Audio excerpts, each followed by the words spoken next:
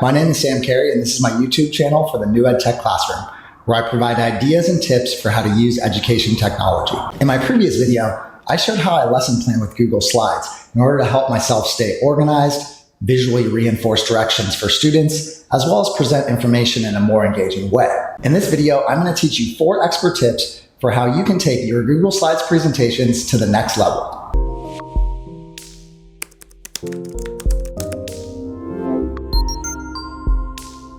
To teach you some tips for how to take your Google Slides to the next expert level, I'm going to show you a presentation that I recently presented to a group of new teachers. On these slides, you'll see 4 strategies that I use to make my Google Slides significantly better. Let's look at the first strategy, which is to use a third-party application to bring in some additional templates. By far, my favorite is Slides Mania. Slides Mania has a ton of different types of slides templates that you can use for free. One of the many great things about Slides Mania is that they're always upgrading their templates, so there's new stuff to choose from on pretty much a weekly basis. I like to go to the Education tab, and here you'll see tons of different templates. For example, you have templates for different holidays, colorful templates. You could search for themes. So for example, if I wanted to search for technology, I could look for a specific technology template. Really, the options are absolutely endless. After you find a template that you like, all you have to do is click it and download it into your Google Slides. I click download for Google Slides, make a copy, and there you'll see that I now have a new template available to use. The slide template that I used in the presentation I just showed you is the Gasper free presentation template. It's super colorful. I absolutely love it. And I always get great feedback when I use it. The next tip to add a little bit more fun to your Google Slides is to add a Bitmoji. Bitmoji is a free app that's available for Android or for iOS devices that allows you to create an avatar and then gives you all kinds of different actions that your avatar is engaged in that can really spice up your Google Slides and make them significantly more engaging and fun. After you've set up and created your Bitmoji, you're going to go to the Chrome Web Store. From there, type in Bitmoji, and you'll see that there's a free Chrome extension. Once you install it, it will show up in your Chrome browser.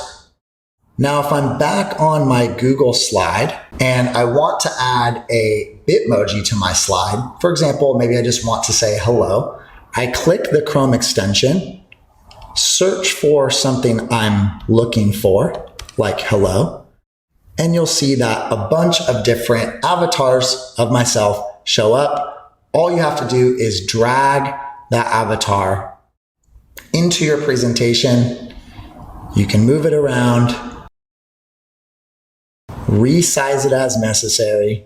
Putting a Bitmoji in your slide isn't increasing the rigor of your lesson, but it's a small thing you can do to increase student joy factor in your classroom. And students will appreciate that you're having a little bit of fun and that you're showing that you have a sense of humor. As I showed in the first video about lesson planning with Google Slides, it's really easy to insert pictures by going to Insert, Image, search the web, and then you have access to all of Google Images in order to drag and drop pictures into your Google Slides presentations. Now, if you want to become a real Google Slides expert, what you want to do is mix up the type of multimedia that you're including and start to drop in things like Gifs. The easiest way to do this is by adding the Giphy Chrome Extension to your browser, and just like we did with Bitmoji, dragging and dropping Gifs into your Google Slides presentation. So the way, again, that you're going to do this is by going to the web store. Here, search Giphy. The top extension is Giphy for Chrome. You want to add Giphy to Chrome to your browser. Once you add it, you'll see that it shows up as a Chrome extension. Go back to your Google slide, click on the extension, and here you can search for the type of emotion that you're going for. So if you want to convey excitement, you could click Excite, find a GIF that you like, literally drag and drop it into your presentation, and you'll have an animated GIF directly into your Google Slides. Again, not improving the rigor of a lesson, but it's another small step you can take to increase the joy factor and get a little bit more buy-in and engagement from your students. The last and most important tip is to make your Google Slides interactive. Adding PairDeck to your Google Slides so that students can live respond to the questions you're asking will significantly increase engagement and move your students from just being passive observers to active participators in all parts of your lesson. PairDeck is a free add-on. The way that you add PairDeck to your Google Slides is by going to the add-ons. There, select Get Add-ons. Here, I click PairDeck. After you've installed PairDeck, you'll see that it pops up a menu on the right-hand side of your Google Slides. I'll go back to the demo slide I was using. Here, I'll first go to the add-ons, select PairDeck, open PairDeck add-on. Now there could be a whole separate tutorial just about how to use PairDeck, but here I want to show you how to ask a question that students can live respond to so that you can also see the answers as they're responding.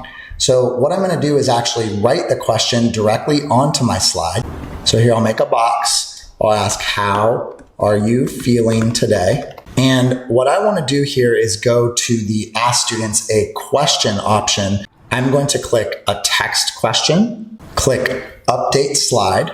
It will tell you that it's adding an interactive question, and then you'll see the question pop up underneath. The way you'll have students interact with a PairDeck lesson through Google Slides is a little bit different than the way you would normally do it. You'll want to go to Present Lesson. After you've created a free account, you're going to click Start Presentation. There you'll see a URL that you need to direct students to, joinpd.com. Once they go to joinpd.com, they'll enter the specific class code that will allow them to get into their presentation. So let's look at what this would look like from a student's perspective. Okay, so I just went to joinpd.com. I'm going to enter the code. Once I've entered the code, I'll see that there's a box where I can type in my answer. I'm feeling great. Then as a teacher, I can go back to my Google slide, click on the PairDeck question below, and there I will see that my one student that entered the class has responded. I can show those responses, and that will actually project onto the screen for all students to see if I choose to do this. Now, again, this is just one of many ways that you can use PairDeck. It's a really awesome tool to get students to respond live to questions that you're asking so that they're interacting with the lessons you've created. So there you go, 4 tips for how to take your Google Slides to the expert level. Use third-party templates from Slides Mania. Add a Bitmoji to your slide for a little bit of fun. Use different types of multimedia like Gifs, and definitely add that free PairDeck add-on so that students can respond live to the questions that you're asking in class. Thank you so much for watching my video. If you found it helpful, please hit the like button. And if you'd like to see more of my education technology tutorials, check out those other videos and subscribe to my channel. Thanks, and have a great week.